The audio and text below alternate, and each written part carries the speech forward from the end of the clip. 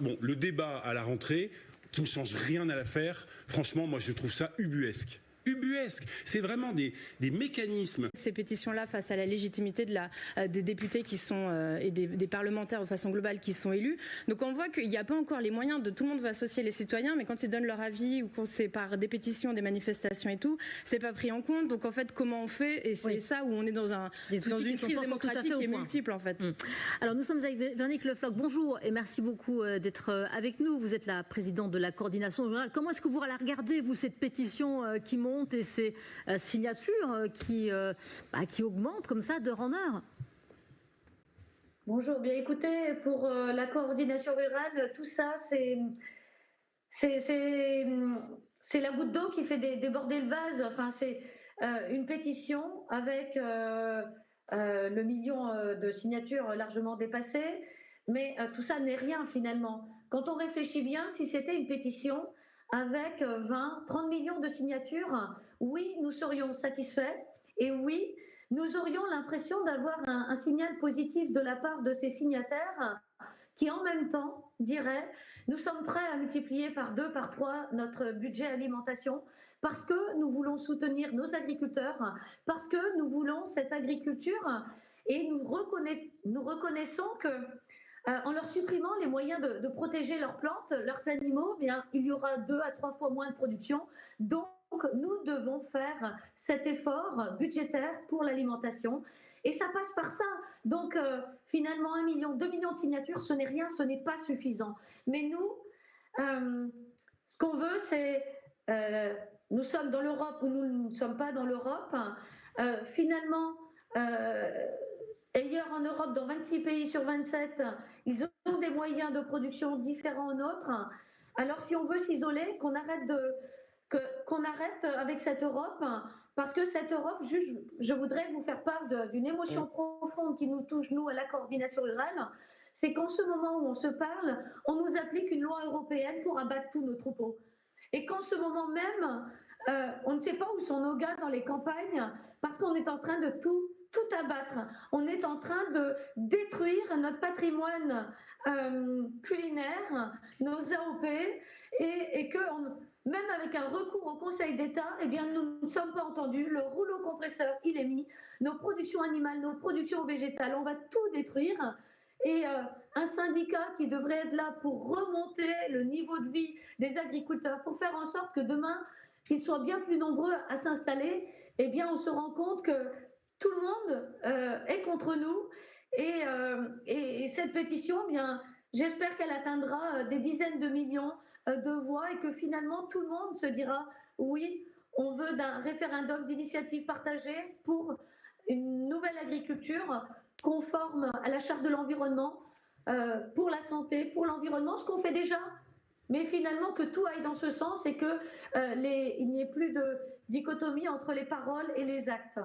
Donc finalement, vous êtes finalement du côté de ces citoyens aussi qui signent pour cette pétition, qui signent pour une agriculture plus saine, pour que vous soyez finalement plus accompagnés et qu'un projet aussi soit un peu plus pensé, plus élaboré pour vous accompagner, vous?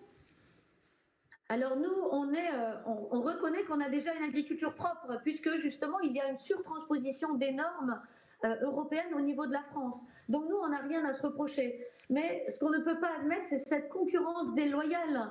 C'est ne pas avoir le droit de produire comme les autres pays européens ont le droit. Et surtout, ce qui est injuste, c'est qu'on n'interdit pas certaines entreprises qui produisent des produits phytosanitaires, donc des produits des soins des plantes notamment, en Europe, des produits qui sont interdits d'utilisation en Europe, mais qui sont fabriqués en Europe pour être exportés. Et les produits finaux, les produits alimentaires reviennent dans nos assiettes. Alors à un moment, soit on est logique et on est logique jusqu'au bout, donc on interdit toutes ces importations et on interdit aussi la fabrication même de ces produits. Donc voilà, c'est juste un alignement de la logique que l'on demande, mais surtout pas une condamnation de l'agriculture française qui est déjà déficitaire en milliards d'euros en fruits et légumes. Et donc, avec tous les accords de libre-échange qui vont arriver, avec tout ce qu'on vient de signer avec l'Ukraine, c'est insupportable pour nous autres agriculteurs et on se pose beaucoup de questions sur notre avenir. Oui, effectivement, et vous soulevez beaucoup de questions dans votre témoignage. Merci beaucoup, Véronique Le Floch. Vous restez d'ailleurs avec nous. Bruno Cotresse nous a rejoint, politologue et chercheur au CEVIPOF. C'est vrai qu'il ne s'agit pas d'opposer ces citoyens qui sont en train de signer avec abondance pour cette pétition. Et c'est vrai que François Gémen parlait aussi d'un exutoire quelque part, de pouvoir aussi dire voilà, moi je veux contribuer au débat et je suis frustré par les différents reculs environnementaux et je veux avoir ma voix au chapitre. Et l'agriculture qui, elle, effectivement, doit être accompagnée pour transitionner. Oui, c'est clair que c'est un peu le cœur du débat, d'une certaine manière. Comment arriver dans ce pays aujourd'hui à gérer nos désaccords ? On voit qu'il y a un sujet qui est un peu transversal à plein de dossiers. On est en désaccord sur ces questions, sur le climat, sur les retraites, sur le travail, sur les déficits. Et on voit qu'à chaque fois, on retombe un peu sur le même problème. Comment arriver à débattre entre nous de nos désaccords et arriver à trancher sur des solutions qui soit à peu près acceptable pour tout le monde. Et on tourne en rond autour de ce problème depuis des années, au fond, en France. On voit que cette question est lancinante, elle revient. Il n'y a pas 6 mois qui se passent sans que ça revienne sur un sujet. Dans 6 mois, ça sera un autre sujet. Et donc, effectivement, l'idée, c'est de surtout pas se mettre dans nos mauvaises habitudes, qui est, au fond, que les uns se restent contre les autres, chacun se renvoie la balle, oui. Chacun dit c'est la faute des autres. Il y a déjà plein de pléthores de conflits comme ça dans notre pays. Certains disent les déficits, c'est la faute aux retraités, etc., etc. Donc qu'on arrive à essayer un peu de sortir par le haut, et là pour le moment on voit qu'on est vraiment, c'est un incroyable effet de levier pour regarder plein de problèmes du modèle démocratique français, ce qui est en train de se passer, la rapidité du succès de cette pétition, le fait que ça communique pas bien entre démocratie directe et démocratie représentative, qu'on n'arrive pas à faire coïncider ces deux, à faire travailler ensemble ces deux. Donc c'est très très très intéressant ce qui est en train de se passer, très évocateur, très métaphorique au fond de problèmes du modèle démocratique français. Loïc Hervan, est-ce que vous réagissez à ça ?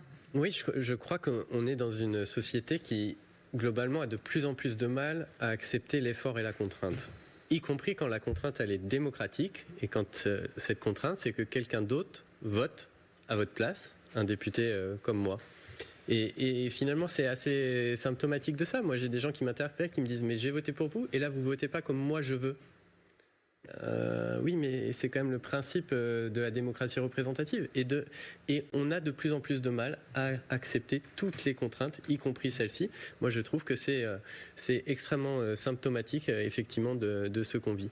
Mais je crois qu'il faut aussi entendre la parole des agriculteurs, ce que disait Madame Le Floch. Vous imaginez, vous êtes agriculteur français, vous n'auriez pas le droit d'utiliser un produit, et à 10 km, votre concurrent espagnol, il peut l'utiliser, et par ailleurs, ce produit, il est utilisé par plein d'industriels qui vendent des produits qui sont mis sur les chats, les chiens, qui sont mis par terre pour lutter contre les fourmis, etc. Vous avez les enfants qui nagent là-dedans. Mais c'est incompréhensible, et évidemment, vous vous sentez visé dans votre capacité à produire, et au-delà, dans ce que vous êtes. Et donc, je crois que ça aussi, il faut être vigilant là-dessus. Alors, pour revenir effectivement à ce que peut faire ou pas le président Macron, on disait qu'il attendrait effectivement la décision du Conseil constitutionnel. On va regarder cette tribune de professeur de droit qui est parue dans Le Monde aujourd'hui. Emmanuel Macron a la possibilité de ne pas promulguer la loi du plomb lorsqu'elle lui sera soumise. Regardez ce qu'ils disent. Le président dispose de la faculté ouverte par l'article 10, alinéa 2 de la Constitution, de demander une nouvelle délibération au Parlement. Et bien que cette prérogative ne fut utilisée qu'à 3 reprises, il s'agit d'une véritable forme de droit de veto suspensif permettant au chef de l'État de ne pas promulguer une loi et de la renvoyer au Parlement. C'est donc possible, Guillaume Roquette, c'est une possibilité qui s'offre au président, s'il le souhaite. C'est une possibilité qui a été employée dans le passé. Et là, le président de la République apparaît comme une espèce d'arbitre, en disant, puisque de toute évidence, il y a une forme d'opposition entre ce que pensent les Français et ce que pense le Parlement, eh bien, on recommence. Je pense que c'est ça qui est important. Si le président de la République simplement disait, je ne promulgue pas la loi comme Jacques Chirac l'avait fait au moment du salaire de première embauche. Le CPE, le contrat première embauche. Le contrat première embauche, merci, qui avait été porté par Dominique de Villepin, son Premier ministre. Là, pour le coup, c'est pas normal démocratiquement, parce que l'expression de la souveraineté populaire dans une démocratie représentative, elle est aussi au Parlement. Donc, qu'on dise aux parlementaires, écoutez, là, il y a un malaise, donc s'il vous plaît, retravaillez, pourquoi pas. En revanche, si le président dit, non, moi je promulgue pas, et on en reste là, à ce moment-là, ça voudrait dire que 3,5-4% du corps électoral peut remettre en question une décision qui a été prise, même si c'est dans des conditions particulières, particulière par l'Assemblée nationale et le Sénat. Et ça, je pense que d'un point de vue démocratique, ce serait un précédent extrêmement dangereux. Oui, mais est-ce que ça ne voudra pas dire aussi que cet outil de démocratie participative ou directe, tel qu'il l'avait souhaité aussi, parce qu'on rappelle quand même que c'est le président de la République qui a mis sur le tapis, qui a proposé ces outils, est-ce que ça veut dire aussi que ça peut fonctionner finalement et que les citoyens peuvent participer à la vie de la cité, Bruno Cotresse? Oui, bien sûr. Et donc on voit qu'on retrouve là aussi un certain nombre de contradictions. Par exemple, sur les conventions citoyennes, tout le monde n'est pas non plus d'accord sur le débouché d'une convention citoyenne. Il y en a qui disent, au fond, le débouché naturel, c'est carrément les conventionnels qui font la loi au bout d'un moment. Et c'est vrai que le chef de l'État, lorsqu'il avait dit, je reprendrai sans filtre, c'est presque ça qu'il a dit. D'autres disent non. Une fois que la Convention a émis des avis, qu'elle a délibéré, c'est à la démocratie représentative, aux parlementaires de reprendre le manche. Et on voit qu'il manque dans nos institutions un dernier mètre de tuyau, de la tuyauterie pour aller de l'un à l'autre. Et donc tant qu'on n'aura pas fait ça, on aura toujours ce problème on a développé de nouveaux outils auxquels les citoyens maintenant sont attachés, qui sont intéressants vraiment. Et puis en même temps, on n'a pas complètement les outils ou l'outillage institutionnel pour faire en sorte que ça corresponde l'un avec l'autre. Il n'est pas question de dire que le Parlement ne doit pas être dans son rôle. Évidemment, il est l'élu du suffrage universel. Il n'est pas question aussi de dire aujourd'hui que les citoyens doivent attendre 5 ans la prochaine élection pour s'exprimer à nouveau. Et dans toutes les démocraties, on a ce sujet. Donc là, en France, aujourd'hui, il s'impose quand même. On ne passe pas 6 mois, 1 an sans qu'on en revienne à ce sujet. Loïc Caron. Oui, moi je crois qu'on n'a pas trouvé la formule magique entre démocratie directe, démocratie représentative, mais moi je crois à la démocratie représentative et je pense que justement là, ça serait quand même un très mauvais signal, parce que céder à un contexte dans lequel on a joué, on en parlait tout à l'heure, avec une peur, avec beaucoup de désinformation, beaucoup de fake news, etc. Moi, ça me paraîtrait être un signal, pour le coup démocratique, extrêmement mauvais, extrêmement délétère. Et je pense d'ailleurs que beaucoup de ceux qui, à gauche aujourd'hui, défendent cette logique pétitionnaire, si on avait le même sujet, et je ne doute pas qu'on va avoir maintenant d'autres sujets pétitionnaires, mais plutôt avec des thèmes d'extrême droite qui là aussi vont utiliser l'émotion, je pense qu'on aura beaucoup moins de soutien à cette logique pétitionnaire. Donc il faut être, c'est pas géométrie variable, c'est soit on valide les 500 000 signatures qui étaient le seuil et on l'apprend quel que soit mais pour faire un débat. Oui. Renaud Pilat. Sans vote. Oui, mais il va falloir qu'on repense nos institutions parce que on va vivre de toute façon 2 ans extrêmement difficiles. Parce qu'on n'a jamais vu une période aussi longue avec une majorité relative extrêmement faible dans des temps politiques et géopolitiques extrêmement compliqués, avec une dissolution qui a mis toute la classe politique et donc les Français dans une situation inextricable. Sur des exemples de délibération à partir de pétitions, vous allez me dire petit pays, mais nos amis belges, et notamment ceux qui nous regardent, ils ont mis en place, il y a quelques années, un système qui fait que 2000 personnes, bon, c'est en fonction évidemment de la population, ça serait beaucoup plus en France, 2000 personnes qui signent une pétition avec un certain nombre de règles. Il faut que ça soit pas huluberlu, il faut que ça respecte bien sûr les droits humains, la Convention européenne des droits de l'homme, il faut que ça concerne la région de la Wallonie. C'est qu'en Wallonie, eh bien, lorsqu'il y a cette pétition de 2000 personnes qui est signée, s'il y a accord des présidents de groupe du Parlement de la Wallonie, eh bien, la création d'une commission délibérative avec des élus et des citoyens. Et cette commission délibérative s'empare de ce sujet pour pouvoir répondre à une demande d'une partie de la population. À l'échelle française, ça serait peut-être compliqué, mais ça veut dire que nos voisins européens, parce qu'ils sont en régime parlementaire, ont quand même beaucoup plus le sens depuis des décennies du compromis, oui, qu'on n'a pas de la discussion, en France. d'échanges d'arguments. Nous, déjà, on était depuis des décennies en guerre civile permanente entre la droite et la gauche. Emmanuel Macron est arrivé sur les décombres des vieux partis. Maintenant, on a 3 blocs. Voire plus l'arrivée de la démocratie numérique qui fait que maintenant tout le monde peut donner son avis. Donc il va falloir que la France change notamment ses règles institutionnelle pour pouvoir remettre de la respiration et du souffle là-dedans. Je ne parle pas pour les 2 ans à venir. Là, on est dans une période ubuesque. Mais ça sera, à mon avis, un grand thème de la présidentielle 2027. On ne peut pas rester en guerre civile sur tous les sujets, alors que nos voisins européens, je n'idéalise pas, mais ont quand même des débats qui sont un peu plus modernes. Cela dit, parfois en Belgique, François Gemmen, ça peut durer quelques années aussi avant d'avoir un gouvernement. Encore à l'heure où nous parlons, à Bruxelles, un autre gouvernement régional, le gouvernement n'est toujours pas formé alors que les élections ont eu lieu en même temps que les élections européennes en juin 2024. Attention, en Wallonie, c'est aussi un mode de scrutin proportionnel, ce qui, en termes de culture, du consensus et d'affrontement, change un peu aussi l'atmosphère du débat. Mais je pense qu'il faut passer à la proportionnelle. En France, ça sera un autre débat, parce que lorsqu'il y a 3 blocs, le système majoritaire fait que ça ne marche plus du tout.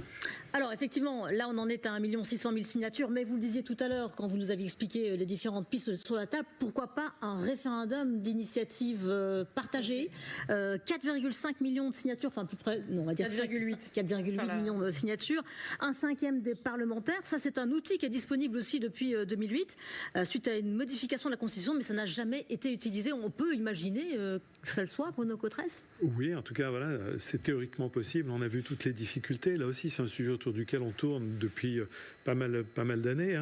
Lorsque le RIP a été proposé, c'était une vraie avancée, considérée comme une vraie avancée démocratique. Mais on a vu par contre que sa mise en œuvre répondait à des critères presque impossibles à réunir, notamment les 10% du corps électoral, les près de 5 millions d'électrices ou d'électeurs qu'il faut réunir. C'est un seuil beaucoup trop haut.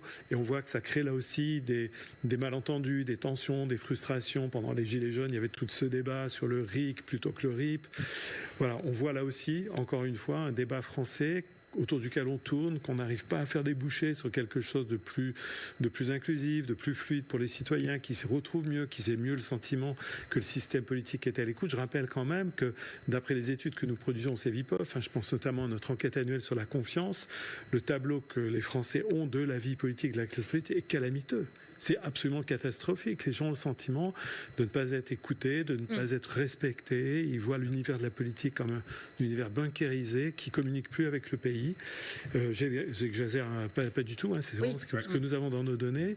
Et donc on voit que si on veut essayer de progresser, de remplir, au fond, de remettre de la confiance, il faut effectivement trouver des solutions pratiques. Il ne s'agit pas de faire de grandes révolutions idéologiques ou institutionnelles.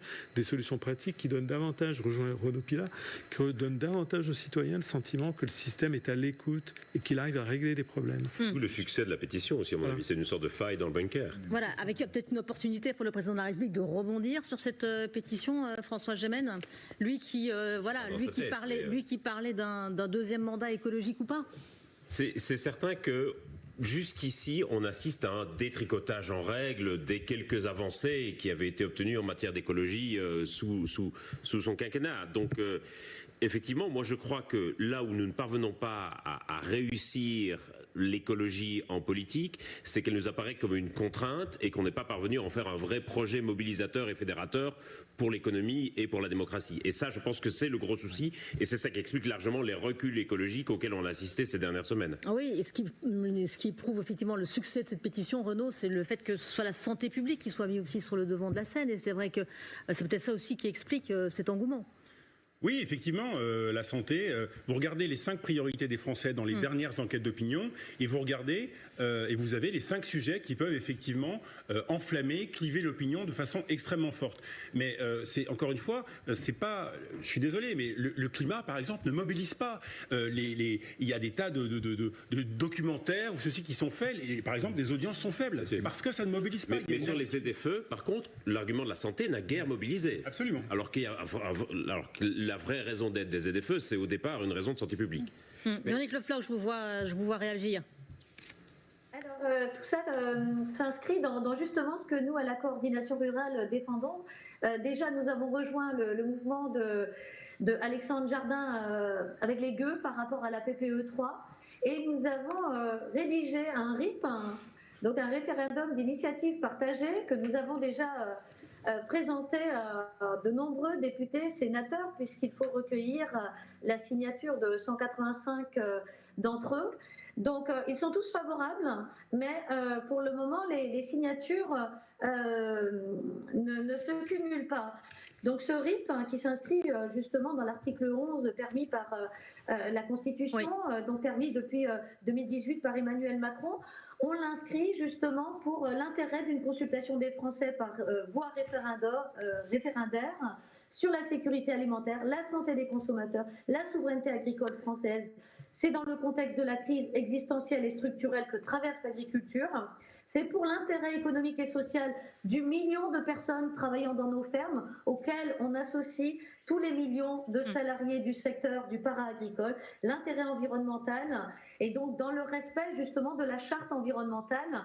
Donc tout ça, on aimerait le porter. Bien sûr, ça va être difficile de passer cette première étape, parce qu'ils sont tous d'accord, mais ils ne veulent pas mettre leur signature en bas.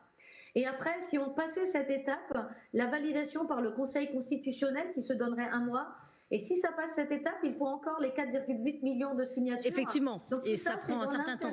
De faire évoluer tous ensemble les consommateurs, les citoyens. Donc, on s'est associé au GUE. Comme Merci Véronique Le Floch. Vous restez avec nous parce qu'en fait, on fait une courte pause et on se retrouve dans un petit instant pour la suite de notre grand dossier. À tout de suite sur LCI.